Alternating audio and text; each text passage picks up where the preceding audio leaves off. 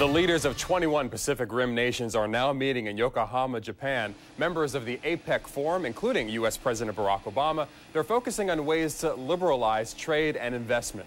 Kyung La has been following the president's visit. She joins us now from Yokohama. And I know, Kyung, the president the whole time has been pushing this issue of trade and trying to open up some of the rules that are currently in place.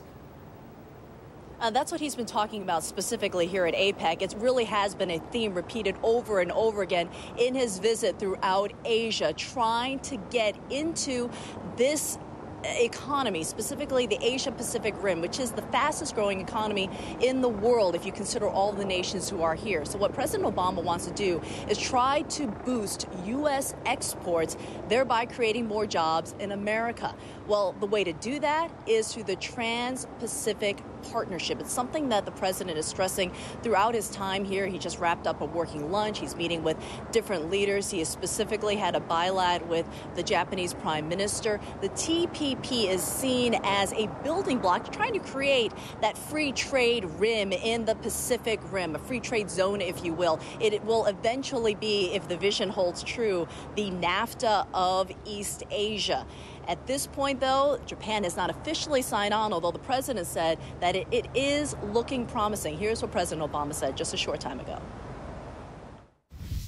We discussed the need to expand trade and open markets across the region. I very much welcomed the Prime Minister's interest in liberalizing trade and his promotion of domestic reforms. He explained that these steps could put Japan on the road to membership in the Trans-Pacific Partnership, and I very much welcomed Japan's interests. But something very important to know is that it would be a baby step even if Japan decided to sign on to the TPP tomorrow. You also cannot have any sort of free trade zone that would be significant without considering the economic superpower in this region, which is China. So, Reggie, still many more steps to come. I also want to talk to you about this tricky situation Japan finds itself in. They've been arguing with Russia for a while about some disputed islands, but they're also arguing with China about a dispute that happened at sea. And so is that making things a bit icy?